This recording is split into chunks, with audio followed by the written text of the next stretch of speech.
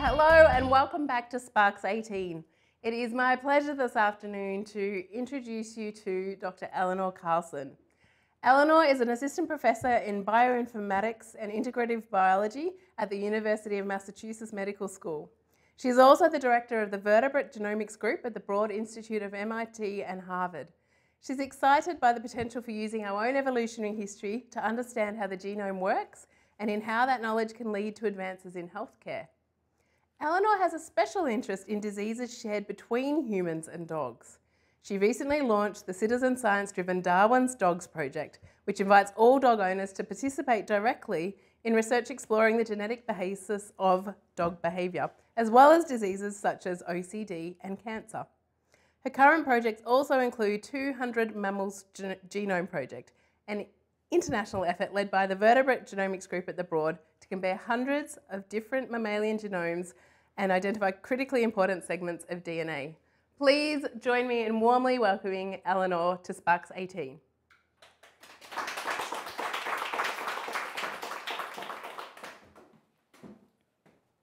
Thank you very much for that wonderful introduction. I'm really excited to be here. So as was mentioned, I actually work at two places that are really focused on human health. So it's kind of interesting that I'm here talking about dogs, and I'm not actually connected to any of the veterinary schools. And part of the reason for that is that I study genomes. And this is something, the DNA that we inherit, we actually share a lot of it with other species. And so by studying other species, we can actually learn new things about humans, but also learn about things that humans don't do. And one of the most fascinating species to study actually are dogs, because there are so many of them living with us. I had a graduate student a few weeks ago ask me, why do I study dogs? And I said, well, that's actually really easy. It's because there's like millions and millions of them in this country alone. I think there's something like 70 million dogs within the United States. And that's just the United States. And there's no other species where we have that many individuals. And each of them is living with a person, and that person knows so much about them. And they take their dog in for medical care. We've got veterinary records. And so it's really kind of, if you're trying to understand how genetics influences health, dogs are kind of a place to start that is going to offer you more opportunities than almost anything else. So I put this in. This is a picture of my lab. We do a holiday card every year that we have a lot of fun with. And since we don't just study dogs, we study many other species, including this 200 Mammals project we're doing.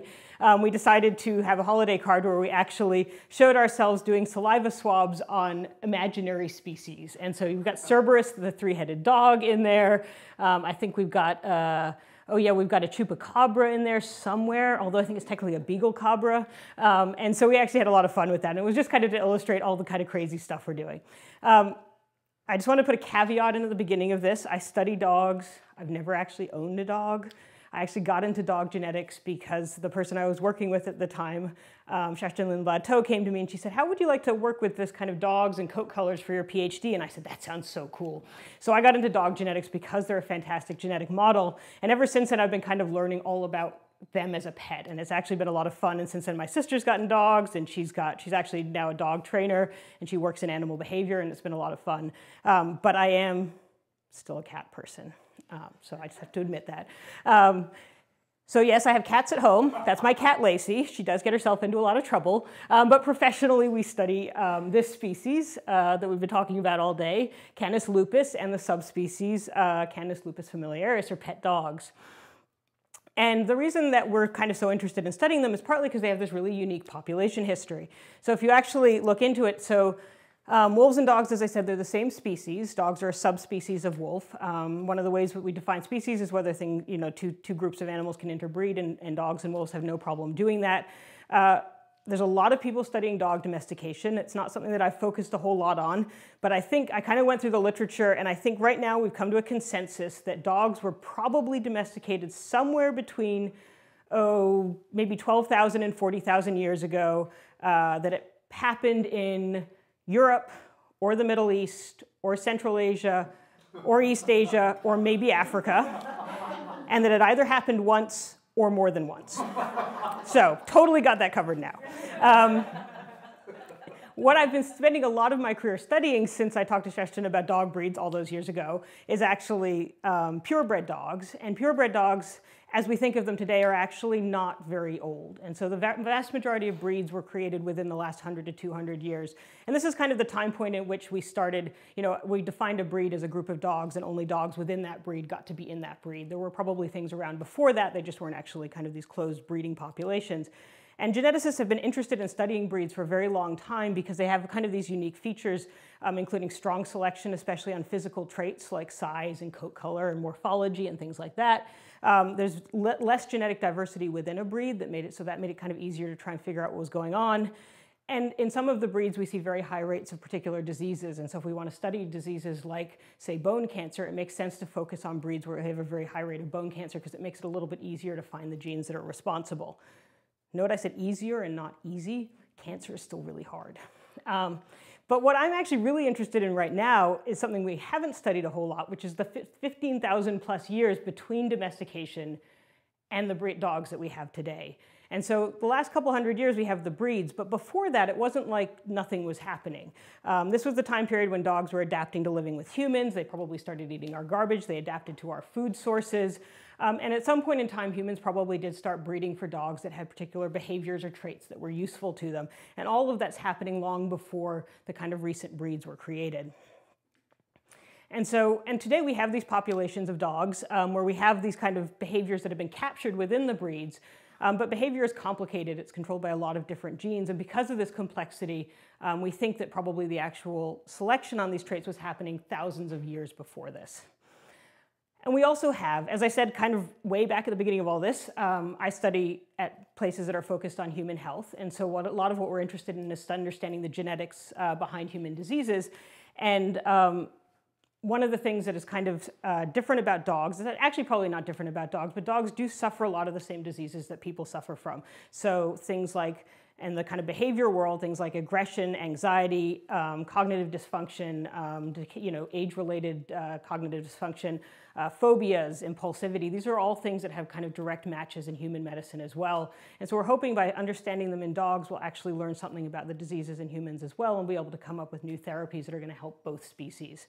And of course, it's not just the behavioral disorders, it's things like allergies, cancer, and many other diseases like epilepsy and autoimmune diseases as well. And so to kind of summarize the focus of my work and a little bit of what I'm going to talk about today is that what we're trying to understand is how do changes in DNA, which is just this kind of string of A's, C's, G's, and T's, actually lead to changes in dogs' behavior and health. I mean, I kind of remember when I kind of first started learning more about dogs and retrieving, people have these dogs that are, retrieving breeds. And then, these dogs many of them retrieve balls for hours on end. They're completely obsessed with it. And so my first question was, how is retrieving a ball for hours on end not an obsessive compulsive disorder? That's a different question. But at the same time, how do you actually change DNA to create that behavior? And it turns out it's complicated. I think Claire mentioned this morning that even though we think of golden retrievers, for example, as being retrieving dogs, there are many golden retrievers that aren't interested in retrieving. It's a complex trait, and there's variation within these populations as well. And then by finding the changes in DNA, can we actually find better treatments for diseases? And as part of this, we kind of started this new project that we called Darwin's Dogs. It was a collaboration between my two research institutions, the UMass Med School and the Broad Institute, and an organization called IABC, which is actually an organization that's focused on animal behavior, and they work with a lot of kind of professional animal behavior people. And this was actually a really important component to the project because as a kind of academic genetics person, I'd spent a lot of time talking to people that were kind of in the academic veterinary world. But with a citizen science project where we want to go out and work with people and their dogs, we needed to work with people that actually had a lot of expertise in talking to people about their dogs. And a group of people who spends an awful lot of time talking to people about their dog's behavior are professional animal behavior consultants and things like that. And so that's been a wonderful collaboration to have. Okay, so I'm going to step back now and take you back into the mists of genomic time, which was 2005. Genomics is a very young science. So this is when we published the Dog Genome Project. This was actually the second genome project I'd worked on, and the first one I'd been really deeply involved in. I learned a ton about genomes and genome analysis. And to be totally fair, I think I probably learned most of it from Claire Wade, so I appreciate her talking this morning and kind of setting the stage for all this, because there was a lot of work that we did together kind of in the early stages of dog genetics. And so the Dog Genome Project, we basically looked at the DNA that was in one dog, and then we published the sequence of this DNA. And the wonderful thing about working in dog genetics is that you can have a lot of fun with things like journal covers. And so what we did with this journal cover is we actually have this cool little picture, and we actually photoshopped in Tasha, the dog we sequenced, into the photo of Watson and Crick in the kind of double helix structure. So it was pretty cool. And so I just wanted to quickly give an introduction. I think people have talked about this before, but what the word genome means, just because it's kind of a complicated word for a pretty simple concept. And so a genome is just all the DNA you've inherited from your parents. So you get one copy of your genome from your father, one copy of your genome from your mother, and those two copies together comprise your genome. It's basically the DNA you've inherited. And when you're kind of right after the sperm has fertilized the egg, you only have one copy of your genome because you're only one cell. But actually, by the time you're kind of an adult individual, you've got 40 trillion cells, and your DNA, your genome, has actually been copied into every single one of those cells. So you're actually carrying around many, many different copies of your genome. And the reason why we can do things like take a saliva swab to get DNA, or do a blood test to get DNA, or do a skin biopsy to get DNA, or even get DNA out of hair, is because those cells, the cells within each of these tissues, they're all carrying, nearly all of them are carrying a copy of your DNA. And so we can actually kind of do that blood test and basically pull out the sample, we'll pull out the little chromosomes, and then that's the DNA that's actually underlying it. So for the Dog Genome Project, what we did is we sequenced the genome of one dog, this dog named Tasha. The reason we did that was that the DNA of nearly all dogs is going to be almost identical. They're all dogs. They share an awful lot of DNA. And so most places in the genome, they're going to be totally the same. And so you start by sequencing the genome of one dog because it's basically like a map. It's kind of like a reference map. And then you can look at other dogs and compare them back to it. And so, we sequenced the genome of this dog named Tasha. The dog genome, it's much like the human genome. The human genome is like 3 billion letters long, so there's A's, C's, G's, and T's. The dog is about 2.4 billion, and there's about the same number of genes, about 21,000. And I just wanted to say, so how do we actually sequence the DNA? I put this together, and it actually took me a little while to put the slide together, but I actually find it quite fascinating because, as I said, genomics is a young science, and it's changing really, really fast. And so you'll kind of see this new stuff coming out all the time. And so it turns out that one of the things that's changed really fast is sequencing technology. So back in ancient times, which I think is like pre-late 1990s, they did something called Maxim Gilbert sequencing, and I was at a conference recently where somebody was talking about the great old days of when they ran gels and all this stuff. The problem with it was that you couldn't actually sequence 2.4 billion bases of DNA on something that's a very slow technology, and also it was kind of radioactive. So we've moved away from that into the late 1990s when we got these fancy new automated Sanger sequencing machines, as they called them. So Sanger was the actual method of sequencing. And for this, we could actually sequence a whole genome, but actually for the human genome, it cost us about $3 billion to do the first one because we had to develop all the technology and the methods and everything. And after that, using this technology, it was probably somewhere around $50 or $100 million to sequence the genome of a single individual, whether it was a dog or a human. And that was actually how we sequenced Tasha, the first dog. And interestingly enough, we did human, and then we did mouse, and then we did dog. So dog was actually the third mammal that we actually had a complete genome sequence for. In 2007, there was this big revolution that they called next generation sequencing, which means today we have new technology and everybody's trying to figure out what to call it, and some people call it next generation. It's getting very confusing. But 2007, we had next generation sequencing, and that kind of started to change everything, because all of a sudden we could do a single genome from an individual for about $5,000 or $10,000. And they've kind of been iteratively improving that technology. And I think when we sequenced my sister's dog, just coincidentally, a dog named Besco in 2014, it cost us, I think it was $1,360. And so it's kind of starting to come down into the realm of where you can actually look at the genome of an individual for something that's kind of actually, it still gets really expensive if you do want to do too many of them, but you can do it now feasibly. And so we're at this point now where we can sequence genomes. We're really good at that. The first human genome took about 13 years. Today at the Broad Institute alone, one of the places I work, they're apparently generating a new genome sequence about every 12 minutes. So that's 70, up to this point in time, I think since 2009, they've generated about 70 million gigabytes of data, and that is actually doubling every 8 months. So we no longer have a problem with actually sequencing genomes. We've gotten really good at it. And they've been doing this a lot in human genetics, and so they have this UK Biobank project where they are sequencing 500,000 individuals. They've got another one for humans in NIH that they just announced where they're doing 1 million individuals. By doing so many individuals, you can start to find things you just can't find if you don't have very many. Dogs are lagging behind right now, but we're kind of playing catch up, but we'll get there. We just actually worked with Elaine Ostrander to post the complete genome sequences for 435 dogs on our website, so it's a start. That's just there. Anybody can go get it and start playing around with it, and we're hoping to kind of keep on building that up over time so we actually get to the scale of data that's available for human projects right now. So we're really good at sequencing genomes. That basically means determining the order of these A, Cs, Gs, and Ts. We've gotten good at it. The problem is we don't actually really know what any of it does. Which is actually really good news because, you know, career-wise, I mean, I am totally set. So the kind of, and I know there's already been some talk about the biology of genomics. I'm just going to go over it briefly. We have this central dogma in genomics that says you have a gene, the gene makes RNA, the RNA makes a protein, and the protein goes off and does things. It was a very nice story. It was really pretty. It turns out it's actually way more complicated than that. But as I said at the beginning, nearly every single cell in our body carries a copy of our genome. If it were that simple, why isn't every cell in the body exactly the same? Why do we have skin cells and heart cells and everything else that are look completely different, even though they're all carrying the same blueprint? And the other thing that's really confusing about this, as I said at the beginning, so there's billions and billions of these bases in the genome. About 1.5% of them are actually genes. We're pretty sure that another 7 to 10% of them are actually important for some reason. We don't know why. We think they're important. We have no idea why the other 90% of them are there. There are people that think it's just kind of like stuff that happened during evolution that there was no point to get rid of, so it just kind of stuck around. And there's other people that actually think it's important to have it there for spacing or because there's useful stuff that we kind of use sometimes in there. But the problem is that we actually need to figure out what the important stuff is. And so the first thing is 1.5% is genes, 7 to 10% is also important.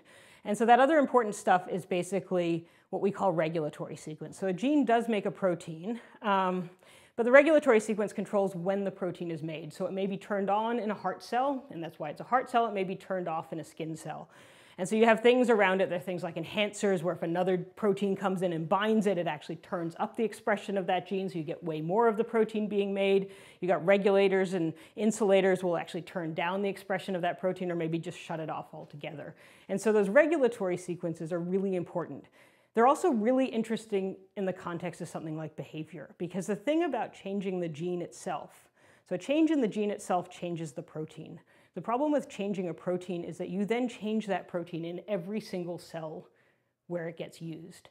And so it might be a change that changes the color of your fur, but it might also be a change that's a gene that's incredibly important in the very early stages of embryo development. So if you change the gene itself so that you change the protein, there's a very high probability of doing severe damage to the organism. And so often you'll end up with basically they're going to be dead or they're going to be severely disabled. And a lot of the kind of really severe, the kind of syndromes that are really severe disabilities, you often see that there are changes in a gene that actually then has kind of wider effects on your whole body. The nice thing about regulatory changes is you can be much more specific. You can say, I'm going to change this enhancer here so that this gene doesn't get turned up as much. But it turns out this enhancer is actually only used in skin cells. So by changing it, I'm only changing the function of this gene in skin cells.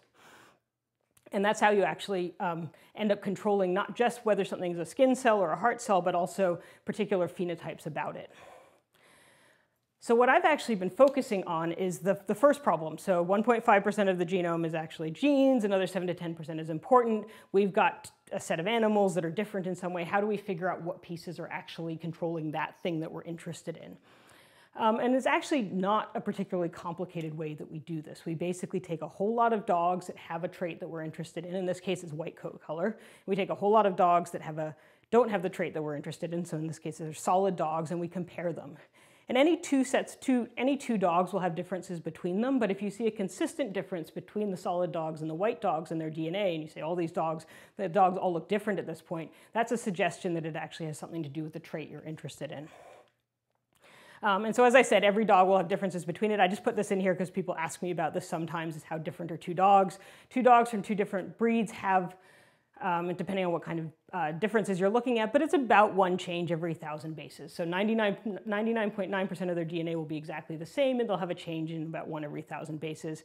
Dogs within a breed are going to be more similar to each other because they're more related to each other. But the differences between two dog breeds, this is actually almost exactly the same as what you would expect to see if you looked at compared to unrelated people. So it's not that the dogs between two different breeds are really, really different from each other. It's that dogs within a breed are very similar to one another. And so I'm just going to, I use this term SNP, so I put this in there. There's this fancy word called a SNP. It's not actually particularly complicated. When you look at DNA, you can sequence all the DNA, which, as I said, is still expensive and used to be really expensive. Or you can use strategies that say, I'm going to only look at points in the DNA that I think are going to be different between dogs. So I've observed differences between dogs at this position, so it's a good place to look for differences. And so we call those positions single nucleotide polymorphisms, which is a very fancy way of saying a one-letter change. And so, for example, if dog 1 had a G at a position and dog 2 had an A, that would be a SNP, or a single nucleotide polymorphism. Most differences, as I said, they're going to fall in that 90% of the genome where we don't think the sequence is important. Just because a dog has a difference in a particular point doesn't mean it's actually doing anything. It's just a difference. It's just a marker for some, for what it's, probably inherited from one of its parents. So it can be useful for tracing ancestry, but it's not changing the dog in any way. So what we'll do is we'll gather a whole lot of dogs, either with or without the trait we're interested in. We'll do a swab with saliva. We used to do blood samples. We'll extract the DNA out of it. We'll run it on a fancy machine and basically test thousands of these SNPs. And actually, we used to do thousands, and with the kind of most recent technology, we're looking at millions per individual. And for each SNP, we're just going to go across. We got our solid dogs and we got our white dogs, and we're going to say, at this position in the genome, how different are these two groups of dogs? And so you just go across the whole genome and you ask that question over and over and over again. And what you're looking for, as I said, is your SNP correlated with the trait. So I kind of put together this little example here. So if you look at this position, it turns out there's a little bit of a difference. There are more Gs in the solid dogs and there are more Ts in the white dogs, but there's still, it's not a perfect match to the two traits that the two different phenotypes that we're looking at. And the same thing here, there's more Ts in the solid dogs and more Cs in the white dogs. It's not perfect. And then at this position here, we see 100% correlation. So the solid dogs look completely different from the white dogs. And that's kind of what we're looking for. In that position, we get a really high score in the test that we use. So we actually did this in coat color. This was the first trait that we looked at, and we looked at it partly because Tasha, that boxer that we sequenced the genome of, was actually heterozygous for this trait, meaning that she had one of her parents, she'd inherited the solid version, and from one of her parents, she'd inherited the white version, and that meant that we knew somewhere in her genome we'd actually captured the mutation we were interested in. So the way that the inheritance of coat color works in boxers is that if you get two normal copies of whatever the gene is that's controlling it, then you're going to be solid. If you get a normal copy and a white version of that gene, then you're flash, so you're white on the front and you're solid on your back. And if you get two copies of the white version, you're almost completely white. You'll sometimes have a patch of color, often on your head, and about 2% of these dogs are also deaf. And so we took 9 solid dogs and 10 white dogs, and as I said, we had Tasha, the dog we sequenced, who was flash. And we did the test I'm talking about. We looked at SNPs all the way across the genome. In this case, I think it was about 20,000 of them. At every single SNP, we just asked, how different are the solid dogs and the white dogs? And so the graph I'm showing you here along the x-axis along the bottom is just the position in the dog genome. The dog genome has 39 chromosomes. That's why there's all those numbers along the bottom. And then on the y-axis, I'm just showing you how different are the solid dogs and the white dogs. And you can see we went across the whole genome and asked for every SNP, which is just one of those dots, how different are they? And then we hit chromosome 20 and we got a really, really big peak. And it turned out that was statistically significant. And we went and looked at it and it was over a gene called MIDF. And MIDF was actually it was an interesting gene because it was known to impact coat color, but they looked at it in dogs before and hadn't found any differences in the gene itself between the white dogs and the solid dogs. And so they couldn't really figure out what was going on. But it turns out that this is one of these genes where it's a problem to actually change the gene itself because it does many different things. And two of the things that it's important for is that if you start making the gene all the way at the beginning, which is called the A version, then you get a version of the protein that you have to have healthy eyes. If you start making the gene a little bit further in, so start making the protein a little bit further in, at what they call the M start site, then you make a version of the protein that you have to have in order to have normal pigmentation. The boxers have totally fine eyes, so it's very clear we haven't damaged this gene in any way that's going to disrupt the protein so that you can't make healthy eyes. We've only changed it in a way that's going to affect the coat color. And it turns out that when we looked at bull terriers, which have the same phenotype, and narrowed down exactly what the position in the genome was that we thought was responsible. And it turns out that it wasn't in the part of the gene that makes the protein, which is the part that I've colored dark blue here, but it was right next to the M start site. And that was kind of a red flag that what we're looking for is a regulatory change. So we've somehow disrupted how much this protein gets turned on, how much this gene gets turned on or turned off. And actually, it turns out that this makes perfect sense. So we found a couple of mutations upstream of that gene that we think were probably responsible. One of them was actually a change in the length of the DNA. So the DNA was like 4 letters longer in the white version of the gene. And it turns out that doesn't sound like a lot because of 2.4 billion letters of DNA, but it turns out that DNA, actually each turn of the DNA is 8 bases long. So if you insert 4 letters, you actually change the positioning of things in the DNA relative to one another, which actually could affect that thing where another protein comes in to bind something to actually turn on the gene. And so it may be that we disrupted the binding of something else to the DNA at that position. And the other thing I really like, and the reason I keep talking about this story, so it turns out that what MIDF is doing for pigmentation is that it actually controls the migration of pigment cells during development. So when you're developing as an embryo, your pigment cells start on your neural crest, which turns into your spine, and then they migrate around the whole rest of your body. So the solid dogs' migration proceeds completely normally, so they're completely pigmented. If they have a patch of white, it's usually right on their chest, because that's the last place it gets filled in. The heterozygous dogs, the ones that have one normal copy and one white version, the pigment cells can only make it halfway around. And so they have solid on their back, but they've got white fronts. And then it turns out that you have to have pigment cells in your ears in order to be able to hear. So in the white dogs, most of the time they must have just enough pigment cell migration that the pigment cells get to their ears. And if you see pigmentation in the dogs, in the white dogs, you normally see it as a big patch on their head. So that's one pigment cell that has managed to migrate, and then it kind of replicates out again. But in 2% of the dogs, apparently the melanocytes, the pigment cells don't even get as far as the ears, and that's why those dogs are deaf. And so the other reason I really like this story is it kind of illustrates why we're studying dogs. And so, as I said, they'd actually studied this protein MIDF for years. And they'd broken it in mice, because that's what they do in lab mice. They go in and they'll delete the protein, or they'll make it so the gene totally doesn't work or something. And that did end up with white mice. But they also got mice that were deaf and blind and mostly dead.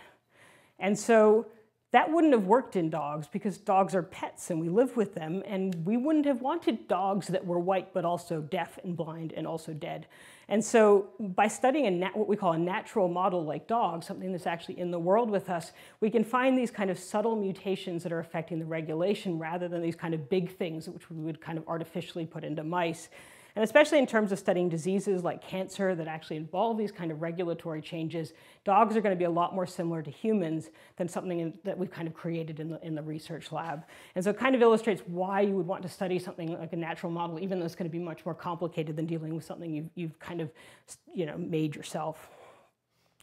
So we did a bunch of these different kind of single gene traits, and this is something that many, many other people in the dog world have looked at as well. And it turns out we got pretty good at that, and the methods are relatively well established for finding the genes that are responsible when you have something that's caused by a change in a single gene.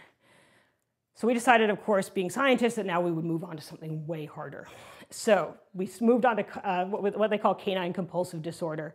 And so the interesting thing about canine compulsive disorder, and I didn't know this when I got into it, was that it turns out that it's remarkably similar to human obsessive compulsive disorder.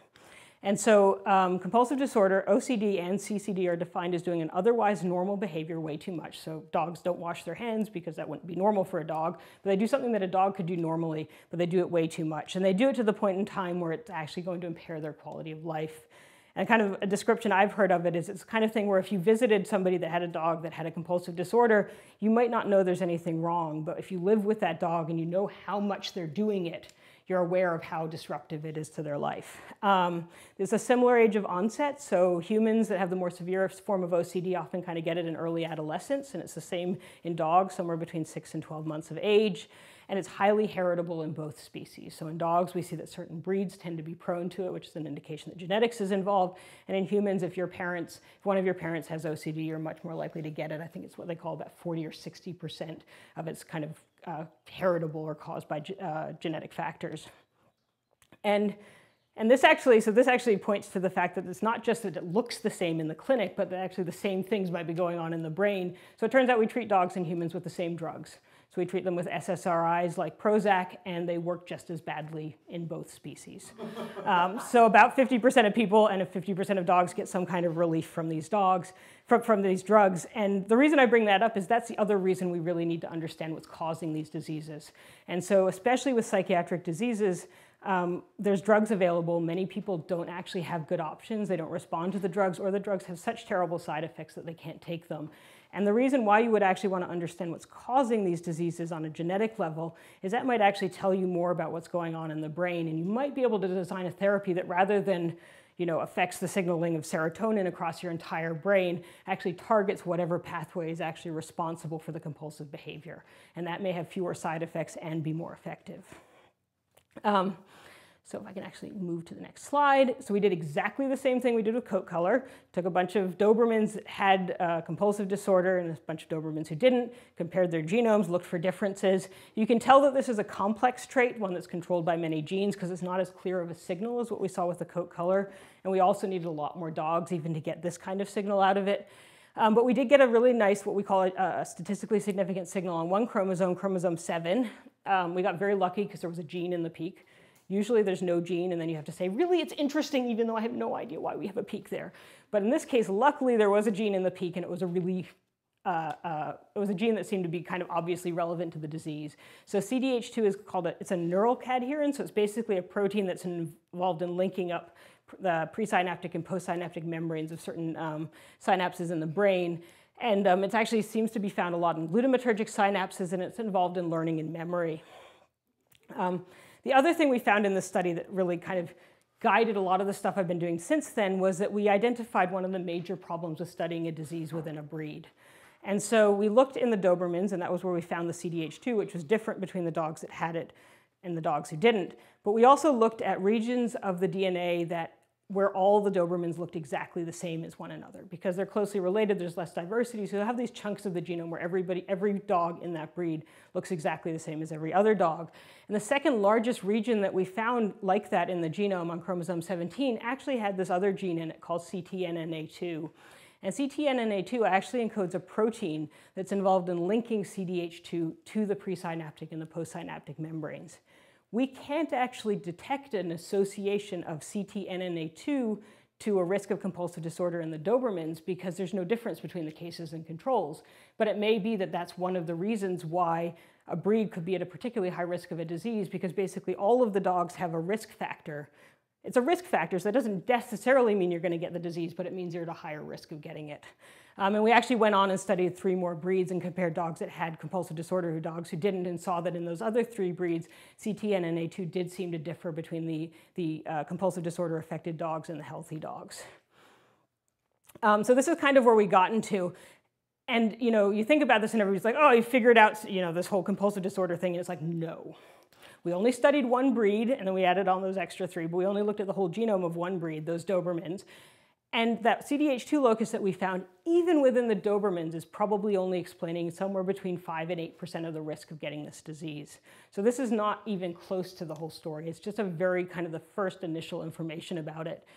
And I put this in here because this is, the coat color. It's like if you have this, then you're solid, and if you have this, if you're white. That's not the way behavior works. And so what we actually saw was that the unaffected dogs were much more likely to have 2 of what we would call the normal. We call it the kind of wild type. It just means the version that we think most dogs have. 2 copies of the kind of normal version of the gene. And the ones that were flank suckers, that's kind of an intermediate phenotype, so they had a compulsive disorder, but they only had the one behavior they were showing, were less likely to be purple-purple and more likely to carry that red allele. And then the ones that had multiple compulsive behaviors that they were showing, which we think are the most severe cases, actually seem to have be more likely to carry that red one and less likely to carry the purple one. And another way of showing it is just that if you were purple-purple, 10% of the dogs that had 2 normal versions of the gene had compulsive disorder, 25% of the dogs that had 1 normal version and 1 of the altered versions had it, and then 60% that had 2 copies of the altered gene had it. So it's a risk factor. It increases your risk, but it's not you can't actually define which dogs are going to get it based on their genetic at this locus alone. And I put this in actually fairly recently because it's something that I've been thinking about a lot now that genetic testing is a lot more available for dogs. And so for this study, and for the vast majority of dog genetic studies out there, they've done what we just did. We found a group of dogs, we had affected and unaffected, and they found genetic variants that were correlated with the trait they were interested in. It's a start, but it really is only the first step, and you cannot go from this to a genetic test for a disease. You've completely missed the next step, and that's that you need to test whether this variant is useful for predicting disease. So you have to go out and find an entirely new set of dogs, one that was not involved in your initial study. You need to predict using genetics whether this dog is going to have a compulsive disorder, and then you need to go in and see which dogs actually have a compulsive disorder and see how well your prediction actually works in defining which dogs have the disease.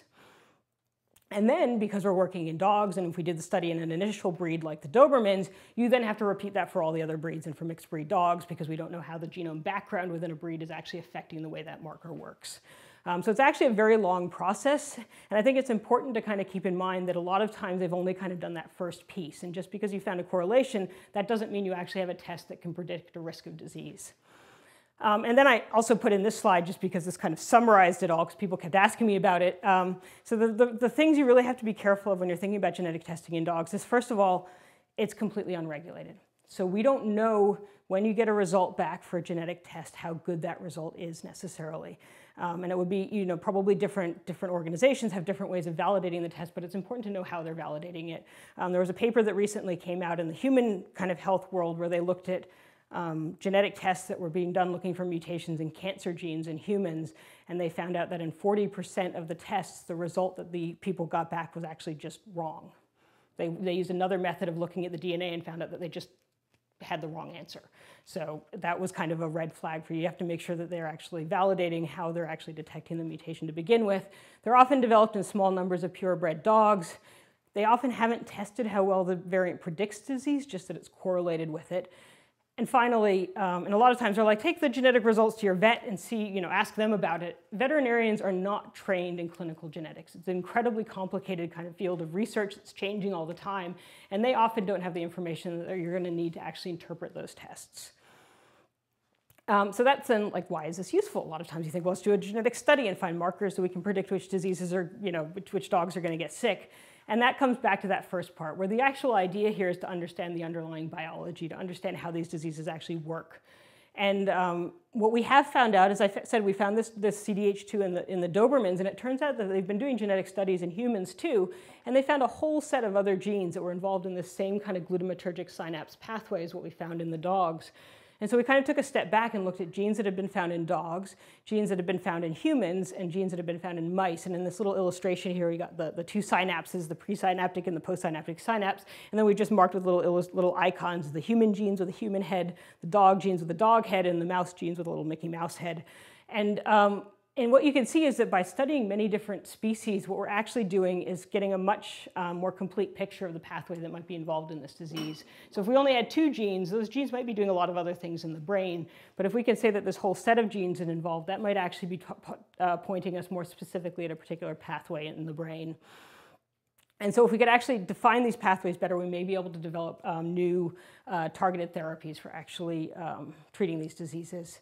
And so that's kind of where I got to in the first half. And in the second half, I'm going to kind of talk about this is what we've done so far, and how are we actually going to make this better going forward by getting much bigger sample sets and working with people and their pets to understand much more about what's going on, at least as far as owners perceive it in the minds of their dogs.